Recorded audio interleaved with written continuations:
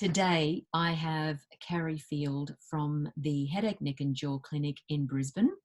Karri, I met for the first time in 2017 when I was doing my master's, and she came to deliver a wonderful lecture. It was so informative. I still actually even have some notes. Wow. I know. I remember how many questions you asked, Ingrid. You were me so personally interested. Yes. Oh, really? It was some awesome discussion, and that's what I love working with singers. It's that interaction, that discussion, so I could be trying to answer their questions, not just giving a lecture. Well, and what a great opportunity this is, if we can get technology working with us. That's right. So just letting you know, for everyone out there, we tried to reconnect via Zoom to Facebook Live, and it worked perfectly in the test run and all the rehearsals, but it kept dropping out. So maybe it's high traffic at the moment. But we did have a couple of questions already, and I'm just going to, well, let's get to that in a minute. Let's start from the beginning and find out what your area of specialty really is as a physiotherapist. So my area of focus is basically when you have pain in the face, in the head, in the jaw, or whether that discomfort or tension in these areas is negatively impacting your day-to-day function. And with the singing community, it's a matter of whether you're vocally getting strain or inefficiency, or you don't have that really good quality and color to your vocal integrity. And so from my side of it, I'm looking to see what can we do mechanically to be able to decrease the load to the vocal region, to the face, the jaw, the neck. And it's really individual for each person, but there are a few points that I see are quite common to the singing community, and I'd like to be able to share those as we go through today's recording.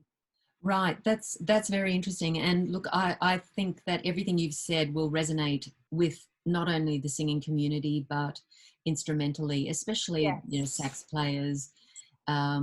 Look, all instrumentalists, I'm sure, have suffered in some ways, just because of what the instrument that they're playing will either force them to sort of sit forward. If they're on a piano, they have to get their positioning right, and their arms and the head balanced on their shoulders and all that kind of thing. A saxophone is carrying something quite, you know, your trumpeter. There's this kind of constant angle that they're at, and I guess the air pressure build up, maybe do you feel that it could be, some of the issues could be caused by technique issues, or do you think that there are lifestyle issues that predominantly contribute to people's issues? The majority of the clients I see are highly trained singers and instrumentalists. So they have had years of perfecting their technique, and I very rarely see that they have wrong technique. Right. I've also seen especially with the singing community, the standard of their training has actually risen in the last few years. Yeah. This might be from the perspective of Queensland, where we have the pedagogy lectures at the con has really seemed to increase the standard of training that I'm seeing in the clients. What's more missing is that the actual muscles you're using with your performing, your instrument or your vocal instrument, that then becomes overstrong, overtrained. And so if you have another area beside your vocals, for example, your neck or your shoulders actually weaken or change, it's fascinating to see then the strong vocal and instrumental muscles step up to try and help. Okay, you mean the right muscles, not the wrong muscles. It's the right muscles to vocalize or to get the breath support. It's not the right muscles to hold your shoulders back or to hold your neck. Got it. So it becomes this terrible cyclical thing. Stuck in a poor pattern for the neck and the shoulders being supported by the awesome strength that they have in your vocal region, or the awesome strength you have at those muscles that hold a trumpet.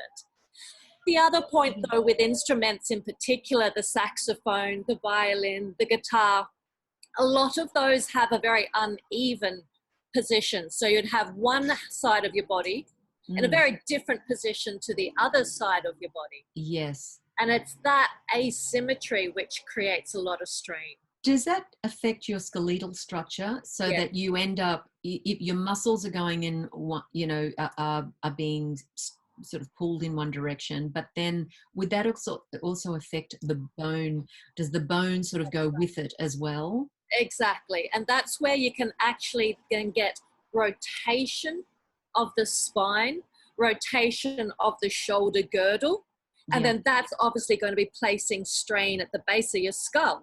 Yeah. Where that base of your skull has got the connections between the neck and the shoulder uneven.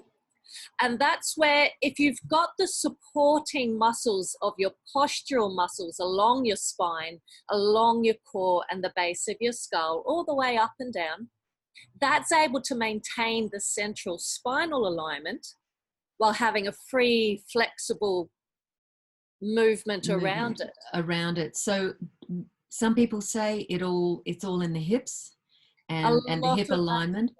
Obviously the knees then come into play, having soft knees, but if your hip alignment is slightly out, if it's 1 centimeter or 3 centimeters out, and you do have a bit of a twist or something like that, tell me some of the things that you might feel. Where do you actually feel the pain? What muscles would it affect along the way? Right up the chain. Right up the chain. That's very valid. So if you're sitting, for example, in front of a music stand, or you've got then a conductor or a fellow performer beside you, then you're going to have your hips facing in one direction, your instrument potentially being held in a different position, and then your head interacting with a conductor, with a fellow musician, with the audience. Right. And all of that is going to be increasing pressure and asymmetry. So if we go back down to the hips, you could then have your hips with your feet having one step forwards or one back. That's already encouraging asymmetry in the hips. But where people feel it is in restricted breathing, or they feel it definitely in the actual connections of that shoulder to your neck. The trapezius. The trapezius muscles. And then they start to feel pain at the front of their face. They'll get tension around under their jaw, their tongue, because this area is having to work extra hard to compensate for any asymmetry from the shoulders down. Right. So they might not feel it in the hips, but you do need to start and check what positioning can you improve so your hips are even when you're performing. Right. And can you, when someone comes to see you in the clinic and does an assessment with you, can you tell straight away by the way they walk in whether they're out of alignment, number one? Can you tell from the way they speak to you whether there's an issue, an underlying issue, when you know that, say, they're a singer, for instance? But even if they're not a singer, the way a person speaks, whether there's enough breath flow, et cetera, can you pick up those as telltale signs? So my area is more the visual and the hands-on. But over the years, I've been very privileged to work with a lot of speech pathologists and vocal trainers and coaches who've been able to help fine-tune my ear. So from a vocal perspective, I can very much hear a raspy quality, and it gets a very lisp type of a sound. So visually, when I'm watching somebody speak, I see their jaw is actually shifting to different sides instead of it just moving open and close in the middle. And so that's where I'm also seeing these muscles through here get ropier and more prominent as people are speaking. And it's usually an endurance issue. So if somebody's speaking for 30 seconds, they're fine.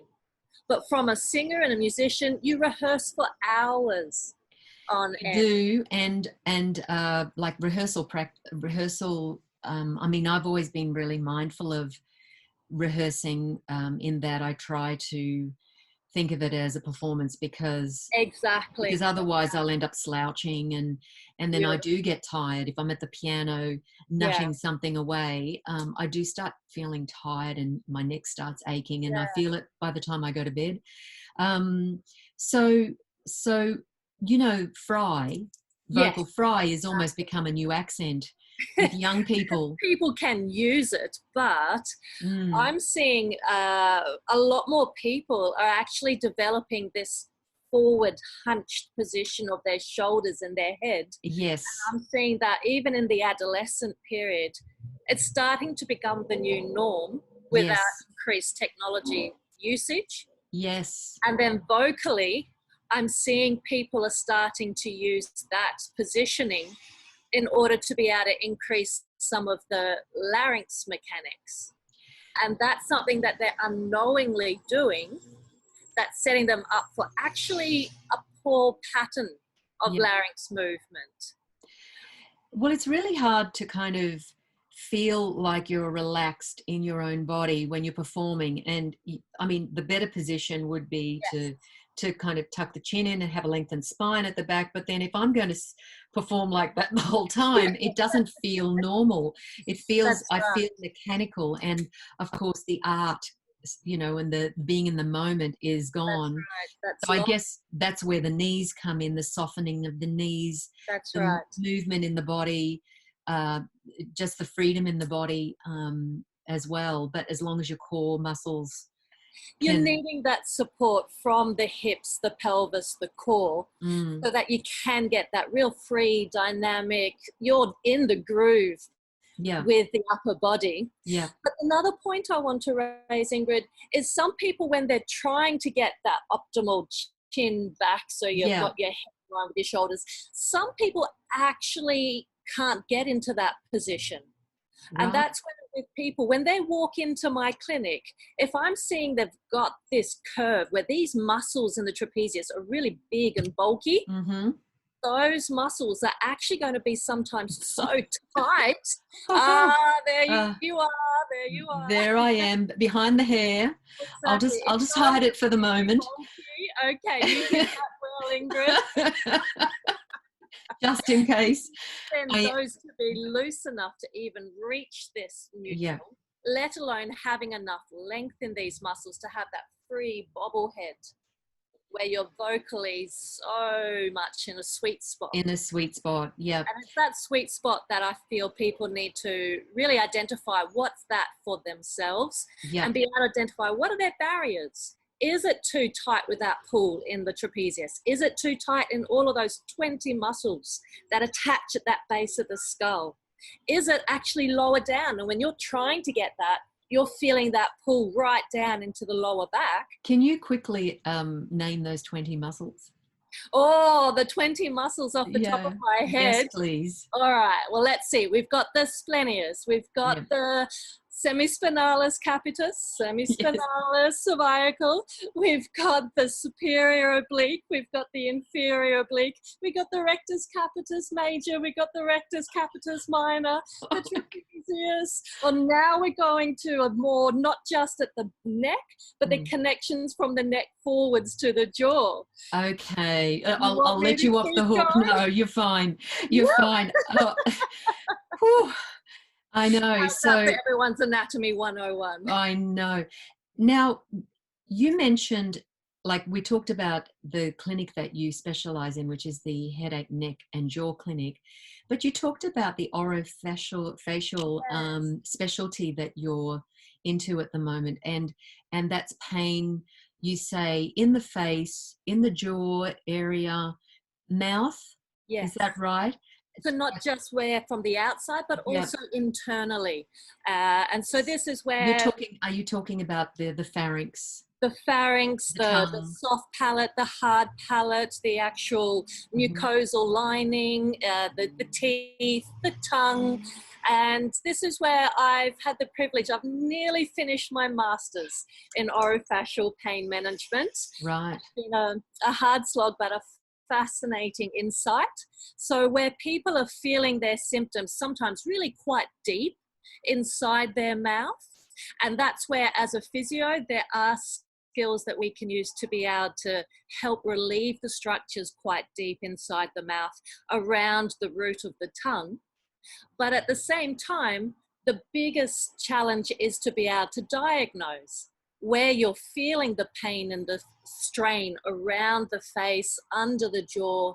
Is that the actual cause of your pain, or is it actually coming from somewhere around you, and it's here that you feeling it because but it's referred actually because of something lower down location. So I'd imagine that old injuries would have a lot to do with it, and so would you get a take down notes of people's some of history? Our screening questions that people who are working with singers can just look for some of these warning signs. So that's where we find the biggest is if you've had any whiplash trauma. And that's where singers, your vocal muscles are your power. And if you've had a whiplash, the actual deep neck supporting muscles, they get over pulled, and then they switch off. So but if singers don't automatically wake those up, they instead increase the strength of their muscles around the larynx. Right. Also, I've heard that dental work can, and splints, dental work, braces, all those things can affect. Is that correct? So what I find with braces, if you've had a change to your bite, then your muscles, not only around the jaw, but actually more relevant, the muscles around the larynx have had to recalibrate. And that's not always super smooth, especially if you think of a teenage body, which is growing and changing in all different directions. And so you've then lost what their reference points are. And instead, everything just globally comes on and has that rigidity. Well, I'm going to come and see you about that because, and I'm not a teenager anymore. Yeah. But I had a weird situation happen last year where a part of a molar broke off, and that's the first thing. And it was, rebuilt. And I haven't been able to chew on that side ever since. Yeah. So, because it's very sensitive. So I'm going to talk to you about that, but let's not dwell on that. Because some of the other warning signs is if you've had wisdom tooth extraction or any root canal, you keep ticking the all those things. Very relevant. But if your bite is changed, you are needing to be able to help your muscles move forwards and tolerate that change without negatively impacting on your vocals or even your chewing function. Right. So it can be a very subtle thing, but it can it just can be niggling in the background. And it could be as simple as you had to have your mouth open wide for a long period of time with a big dental checkup, and then having it wide sprained one of the muscles, and then your jaw started limping instead of it recovering, because vocally the next day you then had to do that gig. I had to tell my dentist that. I said, look, I just feel as though I can't keep it open. By the way, how this whole thing of being able to put 3 knuckles into your now I can't do 3, I can do 2.5. Okay. Well, what we see is in order to be able to articulate clearly, in order to form those sounds, you need at least 2.5. Oh, good. Thank goodness. But it doesn't give you any wriggle room for those days when you're tired or you've had a lot of load on your vocal region. Right. So that's where doing 3 knuckles, it gives you that extra wriggle room for those days when you're a bit tired and tight. I'm a little confused because in some ways it's all changed a little bit. We do the reverse megaphone kind of positioning where we don't have to keep a very big mouth, but we have to open the back of our throat, lift the soft palate, keep everything nice and open to have a nice resonating space. Yes. So if our mouths are really wide open all the time, it's the normal megaphone. That's a point that I see a lot of singers miss. So they think they're opening really wide, but if I use my hands as a model, they're opening like a crocodile, but at the back, they're rigid. Right. And what we're seeing is not only do we want the vocal opening, but we want the jaw at the the back teeth. Ah. And then we need the soft palate at the top to be opening. We're needing then the lower floor of the tongue to be lowering. So we're needing every direction with that back of the mouth. The open pharynx. It's almost like a gagging reflex without the rigidity. That's right. And this is where it's more about having that flexibility, so you can transition between the forward tongue sounds and the posterior tongue sounds, and you'll not have this rigidity at the back, mean you're cheating and increasing tension to achieve the sounds. So let's talk about the tongue. Yes. So now, you know, I'm aware of that there are lots of muscles in the tongue, but we always, as singers, talk about 3 zones: the tip and the blade and the back. And but how many muscles do we have in the tongue? Now that one, I don't know the number off the top of my head. So with that one, it's more when I'm actually doing releases and stretches for the tongue, I think of it as they are in different directions. So when you have those 3 divisions of the tip, of the middle, and the posterior, I then want you to think of it being cut left and right. Yes. But then you've got muscles that then go horizontally. Yes. You've got muscles that are going longitudinally, forwards and back. Is that the genioglossus? Very good. Oh, learn something. From the jaw to the tongue. But it's more that the actual muscles in the tongue attach to so many different structures in your head and your neck. That's right, and the hyoid bone and the hyoid bone. So quite often when people are saying they're feeling that tongue root tension, yes, it's the muscles that are connecting from the floor of the tongue underneath to the hyoid bone. Yep. And that's where they're usually using the tension in the tongue to help elevate the larynx. Yes. Instead of the tongue being soft and the larynx being a mobile instrument. So got it. That tongue root tension is usually because you're artificially using the tongue to try and help elevate that larynx. And if you go back to the actual vocal cords inside the larynx, when the larynx is elevated, that's tensioning the vocal cords. And instead of you using the really deep muscles and the airflow to be able to help change the quality of the sound, instead they're using the really big, powerful tongue to try and help lengthen. So we're always talking about the NG position to kind of lift the back of the tongue up, which also then somehow helps bring the sound forward, this kind of forward focused resonance, which can be called twang, ping, ring, whatever, squillo, whatever you like to call it. So is that still okay to do? Does that cause... Oh, let me clarify. It is good to be able to get that elevation of the larynx through the tongue, but also the elevation of the larynx from the tongue to the soft palate. Yes. But what happens is then that with tongue root tension becomes rigid and fixed. Got it. So you can't then do the reverse of letting the actual larynx lower.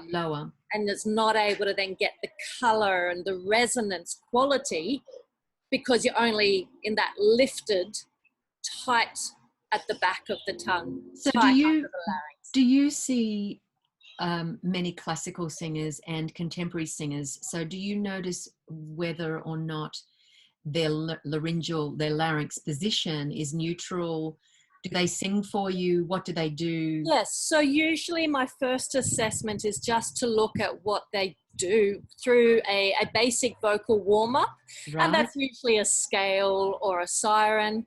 Or if they've got a particular phrase where they feel that strain, I would get them to reproduce the actual vocal difficulty. And then once they've demonstrated what they do, I will then be hands-on, having a feel of different tension in these areas. Yep. And then I'll be having my hands on feeling what happens when they move the different parts that support the larynx, the jaw, the head, the neck. As well, I usually have my hands on the ribs to see what is their breathing like. Mm-hmm. And it's these mechanics as well as what I'm hearing when they're performing that I then start to analyze, okay, this area is too tight, this area is overworking and too rigid. Yep. Alternatively, this area is not able to move at all. Right. Or this area is too loose and floppy with no strength around it. Yes. And so it's a real intriguing combination of visual, auditory and hands-on. Auditory, absolutely. Oh, it's and fascinating. tailoring it for each person. Absolutely. I've got so many questions. I know we haven't got a lot of time because we were mucking around with Facebook Live earlier. Right. But I also wanted to ask you about a couple of little things. Globus sensation or globus pharyngeus. Yes. That's an interesting area because I noticed that, physiotherapists do work with singers with globus sensation, which is a feeling of like a lump in the throat, even though there isn't a lump there. Yeah. But how do you work with globus sensation? Because I've got a few students I've had to refer to specialists. With globus sensation, I usually see it falls in one of three categories. Yeah. One is it can be actual muscle spasm.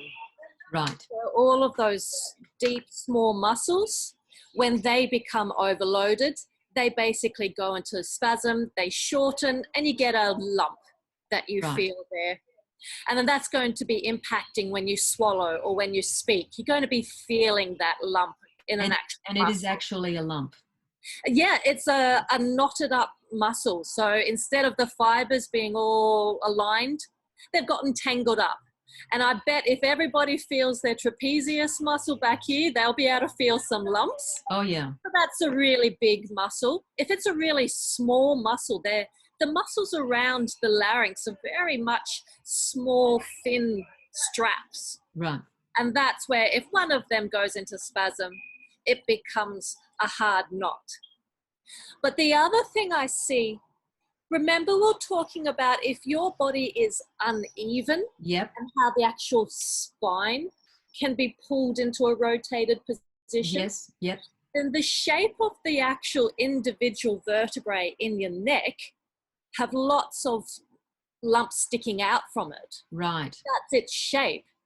But if you've got a diamond vertebrae twisting, you're going to feel this point digging into all of your vocals. Right. And that's where I actually go, when I'm pressing on the bone, that mimics people's globus sensation. Right. So it can be a hard structure, like an actual prominence on a bone that people are noticing when their spine is unevenly rotated. So it could be a spasm where the strap muscle or whatever is knotted, or it could actually be more like they're a bone. actually feeling the poor alignment of the bone. Alignment. And what was the third thing? And the third one is it can be actual nerve irritation. Yes. And so that's where, again, you're needing to be able to see, is there any signs that you've got more of a nerve entrapment or a nerve palsy where it's basically not getting good sensation? It's starting to then be getting altered sensations. That can be from pure mechanics of muscles and poor spinal alignment pinching a nerve. Yep. But it can be something that you need to be systemically aware of. That might need a review with your GP or with a neurologist if it is an actual neural irritation. When I looked it up years ago during my master's, I read that originally it was called globus hystericus, which kind of referred to was females. Yes. Yeah, and then it was changed. But is that why people think that it also could be caused by stress and anxiety? Look, this is where if you picture the stress client, they're going to be in a protective guarding mode. Yeah. They're going to be having increased tension as they batten down the hatches to face whatever's ahead of them. Yes. And what I see is people tend to hold that stress tension in 3 different locations. In the jaw with clenching. Yes. in the neck with that increased chance of a globus sensation. And that's where people get that tightness in their neck, even if it isn't a globus sensation. Right. And the other one's in their belly. And that's where you get the butterfly sensation in your belly. Oh, I thought that was more the vagus nerve. It can still be having then the effects of adrenaline being dumped into your system. Right. So it can be then the vagus nerve is affected by any of these positions. It wanders down through the whole area to the gut. So I know not a lot of, there's been research, but maybe not conclusive research with the vagus nerve, but there's a bit of a trend in San Francisco with how to soothe the vagus nerve. Do you do any of that sort of stuff? I look at it very much as training a body to be able to harness when they're stressed. Right. So that they can use that tension to improve their performance. Right. They can use that increased adrenaline to give them that heightened focus, but not for it to lock them down. Right. So that's where the terminology that's popular is calming the vagus nerve, but the terminology from a physio perspective is getting your body to be able to be in rest mode, even in the midst of a stressful situation. And to balance, you need the adrenaline and the tension, but you need enough rest and give so that with those two balance, not having this, you're able to be vocally quite strong, mobile. So with, say, for instance, I'm just looking at some of the questions we got before we were cut off on Facebook Live, and we were getting some questions already. There was one question from a sax player, because we've been talking about vocalists here, and I'm just going to find it. And he said something about feeling pain. Well, actually, one thing is, let me see. Oh no, she feels my pain because of the technology. Yes. Technology. I thought I kept quite calm considering considering everything. I'm trying to find it exactly. He said something about feeling a lot of pain in the face as a sax player, and the mouth. And so, what would that be for a sax player? I find a lot of it is the rigid embouchure. So when they've got the airflow through the reed instrument, yes, needing to be able to maintain that closure to be able to get dexterity in the different tonguing and breathing challenges. But you're doing all of that with quite a heavy instrument. Yes. Pulling your head forward and often off to one side. Actually, he said, I've been getting migraines and face, teeth, neck headaches for 3 days after playing the sax lately. So debilitating. So a lot of what I like to see is if the people who have that high demand on the embouchure, you've got to do the reverse after a gig or after rehearsal. So that's where it's anathema to a lot of the wind instrumentalists, but to then really puff out your cheeks and do the reverse of that good embouchure. Alternatively, to be doing something like having some nice warm water inside the mouth and be moving the water inside the cheeks or gargling at the back to be able to help get you that increased awareness of releasing the tension. Or even where you might feel, you can easily gargle and move the water on one cheek, but you're really struggling to release it on the other side. And that lets you know, you've got a little bit of unevenness and one side's working overtime, whereas the other side's embouchure to release. So you can play with using water to mimic moving the air through your mouth and through your embouchure. Because I love the puffy cheek exercise because it stabilizes the larynx and opens the pharynx and just makes everything feel more relaxed at the end of a gig. But I use it as a warm up as well. So I just wondered. Often see that as a good warm up, but also then a cool down afterwards. So that hard working muscle can then relax and let go rather than it staying taut.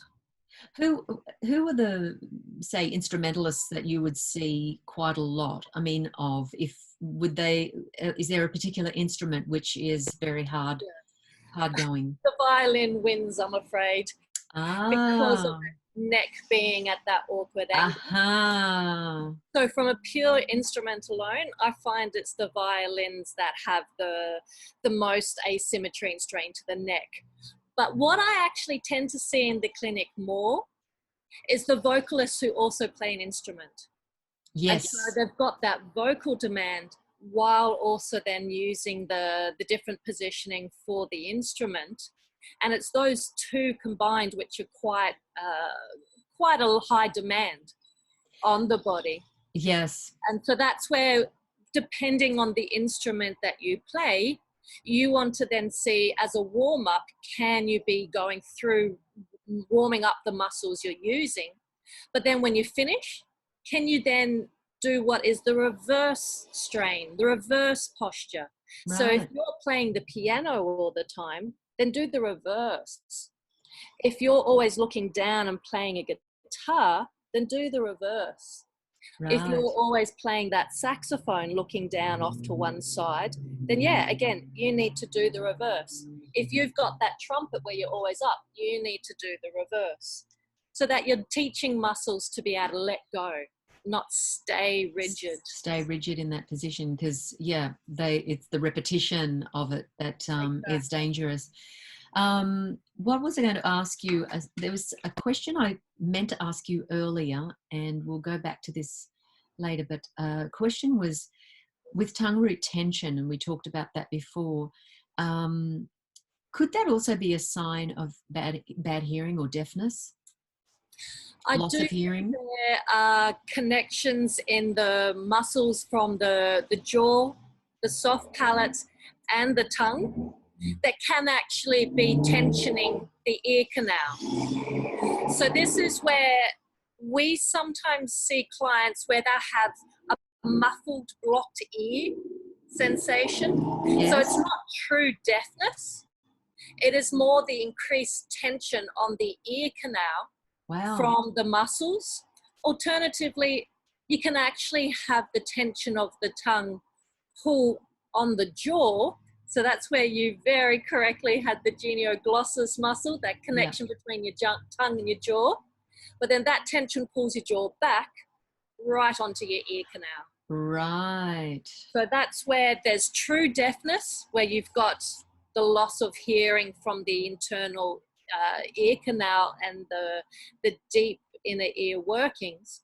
But then you've got reduced hearing from the poor tension and mechanics around the ear, such as the tongue or the roof of the mouth or the larynx and the jaw. And that's where I find if people are actually really good at doing an evil witch's laugh, yes, you're really playing with all of those different muscles at once. So good is very much pulling the jaw and the face back, but then trying to make a real high cackling sound, or trying to get that elevation and really lovely luscious sounds, is really good at being able to get some changes to the deep side of the ear. But otherwise, I find if people are just laughing, that laughter actually helps move the soft palate, the larynx gets great airflow through it, and that can also reduce how much is being strained on the ear. So laughter really is the best medicine. Even when you're singing a sad song, it's done with joy, so that you feel that opening and the lift. I know that's exactly right. I think that we've talked about, the impact of breathing. We've talked about postural alignment, you've mentioned vocal overloading. You've mentioned the muscles of the jaw and the face. You were talking about, just quickly, the something to do with a burning mouth. Right. So what's that? So burning mouth syndrome, that's something that is more from the orofacial pain course that I'm looking at. And it's something that is not really well known yet. But people can get then a burning sensation that's around their tongue or the hard or the soft palate. Yes. But basically it's a ring deep inside the mouth. Oh. Some people have it just on one side, but usually it's both. Right. Some of the known causes, it can be a result of different medications, and that can be a side effect of different medications. Of course. It's another one, though, that's coming out that it's more to do with having different hormonal imbalances. Right. So people sometimes or women going through menopause or in that peri or pre-menopause state can be more at risk of having some of these odd sensations because of the change to the hormonal levels. Yeah. And that's where we typically see that we're trying to take the strain off the muscles of the tongue or inside, but we're not changing the chemical component to that area. Right.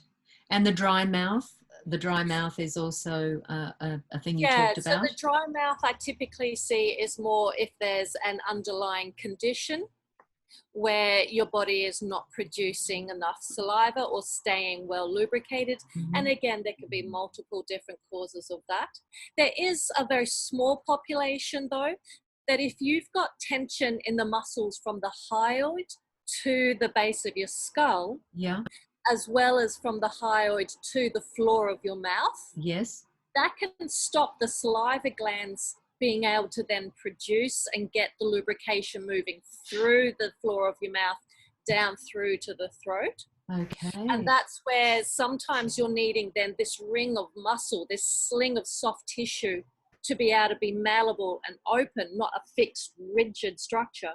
Good grief. Or for something as simple as the saliva and the fluid to pass through. But that's not the main majority of the instances for dry mouth. That's only in some of the instances. And all these things really affect a singer, and it sort of also would affect an instrumentalist too, because of your general sense of well-being even. So such a fascinating area. Can we do a part 2 at some point? I would love to, Ingrid. This is information overload for many. I find it fascinating because it's building on what I've learnt already, and I just love the fact that there's someone like yourself out there who's interested in this and who's there for us to go and see if we need help, and even just to talk to you about it. But so thank you so much for your time today. Is there anything you wanted to say? I did want to say one other thing. Yes. And that's more to do with the singing teachers. Yes, please. And this is where I commonly see with the singing teachers, not only have you got then the high vocal demand from you performing and showing what you're wanting your clients to achieve, but then you're also doing that with student after student all day long. And then with today's modern transition to the online sessions you're doing with your students as well, you've got then the added computer strain and technology tension. So please, teachers, look after yourselves and be able to practice a lot of self-care so that you can continue to look after the students that you're training as the next generations of singers. And all the very best. I'm only a phone call or an email away. Jump onto our website, www.hnjclinic.com.au, and please feel free to ask any questions so we can continue this great discussion. I'll be knocking on your door. Thank you so much, Karri Field. See you, Ingrid. Bye-bye. Thank you. Bye. See ya.